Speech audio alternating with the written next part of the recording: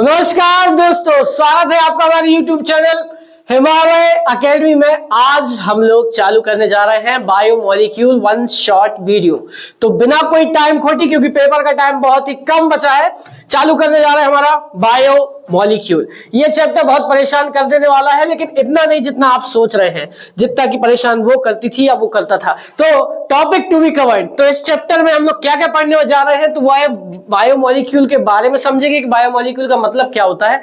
Carbohydrate, proteins, amino acids, enzymes, vitamins, hormones, nucleic acid, ये कुछ चुनिंदा टॉपिक्स है चैप्टर में। इनको अगर कवर कर लेंगे बायोमोलिक्यूल आपका खत्म हो जाएगा। खैर, सबसे पहले आते हैं और समझते हैं अपने कार्बोहाइड्रेट के बारे में और बायोमोलिक्यूल क्यों ही जरूरत पड़ती है बायोमोलिक्यूल को पढ़ने की। तो यहां पर है, our living system is composed made up of non living atom. देख रहे हो, आपके अंदर जान है, लेकिन आपके अंदर जान तो है, जान वो भी है, लेकिन अगर आपके अंदर, इंसान के अंदर जान है, तो हम लोग नॉन एटम मतलब कि नॉन लिविंग एटम्स से बने हुए हैं। आत्मा तो होती है, लेकिन हम लोग कार्बन के अंदर कोई जान होती है क्या? लेकिन है तो वो एक नॉन लिविंग, बट हम लोग सब लोग उसी से मिलकर ही बने हैं। कार्बन, ऑक्सीजन, नाइट्रोजन, फास्फोरस, देख रहे हो। तो नॉन लिविंग थिंग्स का भी बहुत इंपॉर्टेंस है हमारे जीवन में। खैर, तो वही बात यहां पर लिखी हुई है कि जो हमारा जीवन है, our living system is composed of made up of non living atoms and molecules. चाहे एटम्स हो और ग्रुप ऑफ एटम, मॉलिक्यूल हो, सब लोगों से मिलकर ही बनता है। द ब्रांच, ये एक ब्रांच है, बायोमोलिक्यूल क्या है? एक ब्रांच है। By branch of study that deals with the structure of living organism and various chemical change falls in the domain of biochemistry.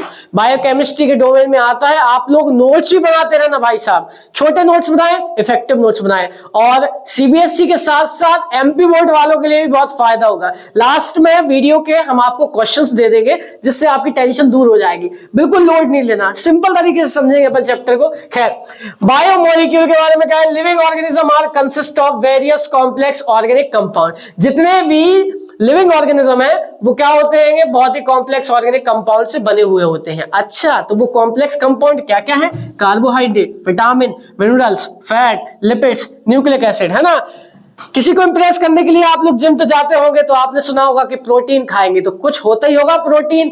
Hello, जो देखो वो वे प्रोटीन खा रहा है, कभी चिकन खा रहा है, नॉनवेज खा रहा है, दुनिया भर की चीजें खा रहा है। तो किस लिए खा रहा है? ताकि मस्कुलर बॉडी बनाई जाए, कंगारू जैसी बॉडी बना ले। तो उसकी तरह बनने के लिए, बॉडी बनाने के लिए, उस जैसी बॉडी बनाने के लिए आपने ये शब्द सुने होंगे, कार्बोहाइड्रेट्स। कार्बोहाइड्रेट कहते नहीं है कि डाइट में हमने कार्ब्स को कम कर दिया है, तो कार्बोहाइड्रेट कुछ ना कुछ होगा हमारे जीवन में या हमारे बॉडी के अंदर। फैट, कहते हैं मोटा हो गया है, मोटा आदमी हो गया है, तो फैट के लिए कुछ ना कुछ बात है। फैट है क्या हमारी बॉडी में, है होते क्या है ये सब। और लिपिड्स और न्यूक्लिक एसिड, इन सब के बारे में हम लोग जानकारी लेंगे, बस आप बने रहो साथ में। खैर, these organic compound are referred to the biomolecule. इन्हीं सभी मॉलिक्यूल्स, इनके अंदर पाए जाने वाले मॉलिक्यूल्स की स्टडी को ही हमको क्या कहते हैं? बायोमोलिक्यूल। अच्छा, एमपी बोर्ड वाले ध्यान दें, स्टैटिक क्वेश्चन आते हैं, सिंपल क्वेश्चन आते हैं, और सीबीएसई वाले ध्यान रखें कि जो आपके थ्योरेटिकल पार्ट है इसके अंदर, उसके अंदर से, थ्योरी के अंदर से बहुत ही बेसिक सी चीजें पूछी जाती हैं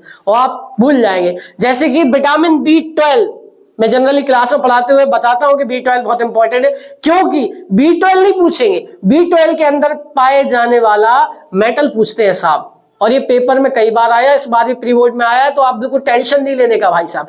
कोबाल्ट होता है, क्योंकि B12 का नाम होता है साइनोकोबालमिन। खैर, ठीक है गुरुजी, लगे रहो साथ में। तो आते हैं हमारे सबसे इंपॉर्टेंट टॉपिक, जिसका नाम है कार्बोहाइड्रेट। क्या फील आता है कार्बोहाइड्रेट से, आपको पता है? कार्बोहाइड्रेट दो शब्दों से मिलकर बना है। क्या क्या? तो एक है कार्बो और एक है हाइड्रेट। कार्बो मतलब कि कार्बन कंपाउंड्स, और हाइड्रेट मतलब कि पानी होता है दोस्त। एक होता है वाटर, जिसको अपन हाइड्रेट कहते हैं, और एक होता है कार्बन, जिसको अपन कार्बो बोलते हैं। कार्बो एंड द हाइड्रेट। इसलिए इसका जनरल फॉर्मूला अगर आप देख रहे हैं ना, तो वो है CxH2O।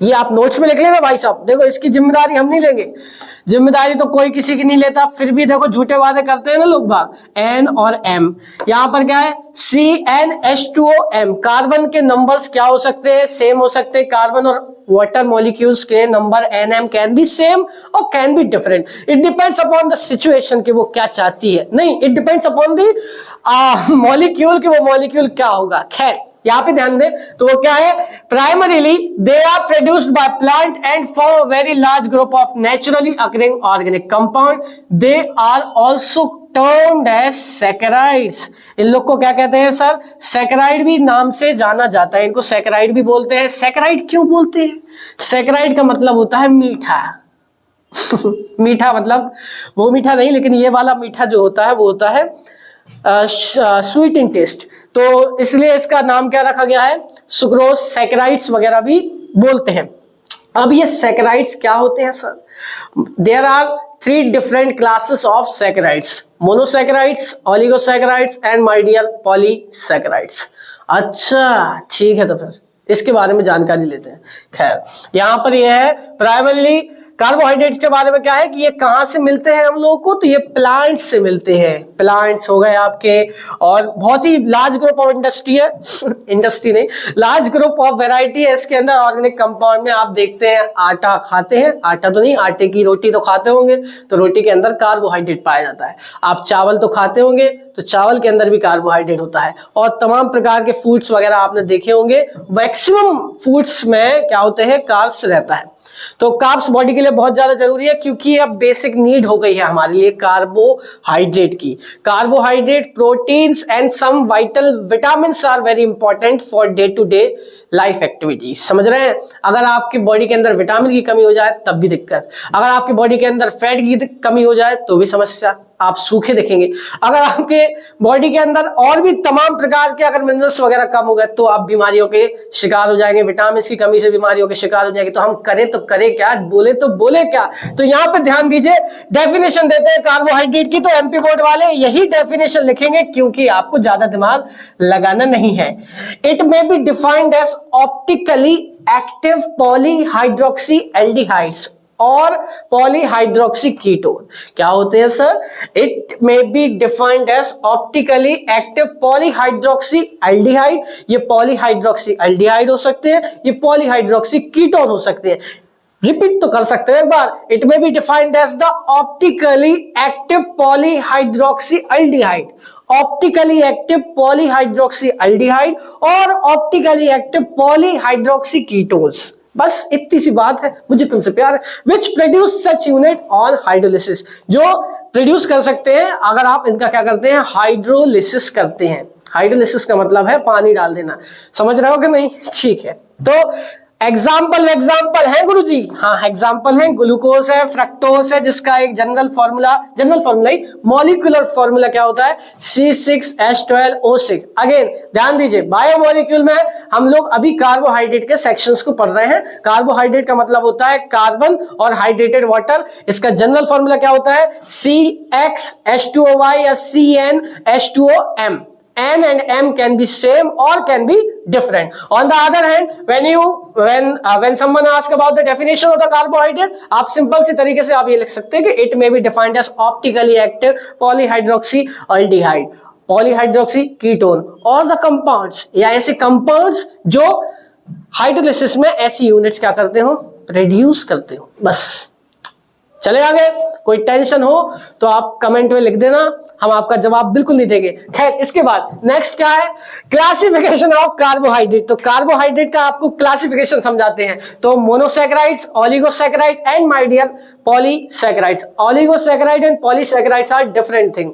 अगर आपसे इस बार बहुत ही इंपॉर्टेंट क्वेश्चन है, आप लोग बस लास्ट तक बने रहो, क्योंकि ऐसे क्वेश्चन लाए हैं कि आप कहोगे वाह सर मजा आ रहा है। तो इसमें देखिए क्या है, मोनोसैकेराइड्स क्या होते हैं, simple carbohydrate which are composed of single unit of सैकेराइड्स।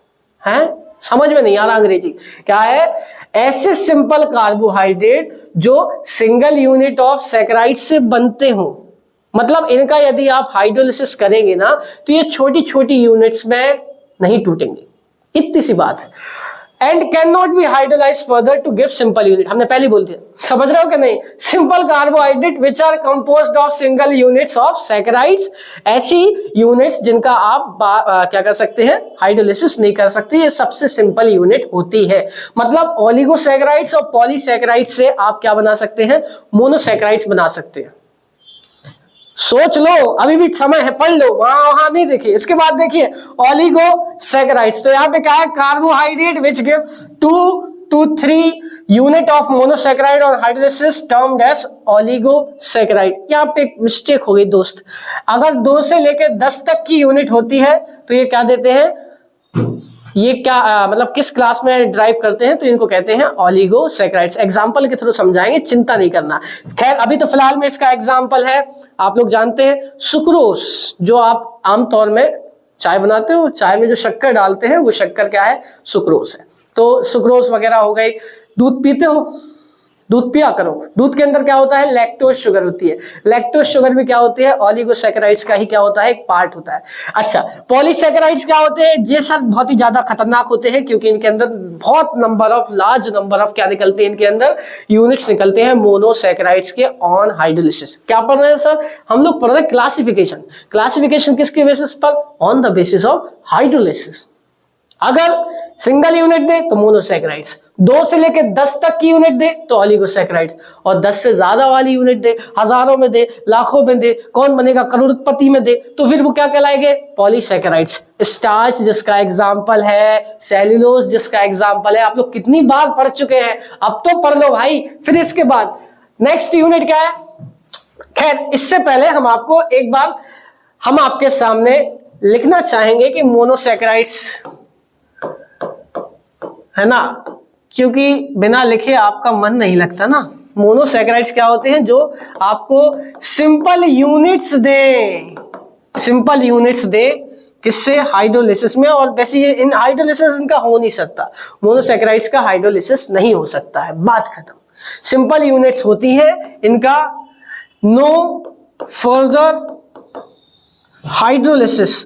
अगर तुम्हारा मन यहां वहां भटक रहा है, इसका अर्थ यही है कि भटक रहा है, भटकाओ नहीं भाई अपना दिमाग, भाई बिल्कुल फोकस होकर पढ़ो। मोनोसैकेराइड्स के बाद आपके पास आते हैं ओलिगोसैकेराइड्स।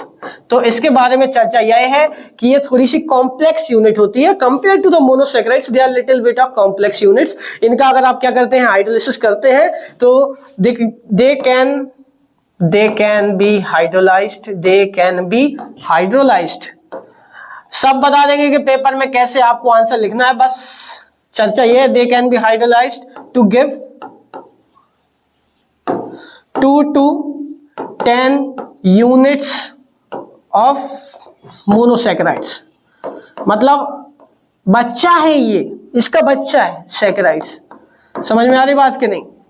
एग्जाम्पल दीजिए सर, पहले एग्जाम्पल तो ले ही लो। लैक्टोज, और क्या है सर, लैक्टोज के बाद सुक्रोज।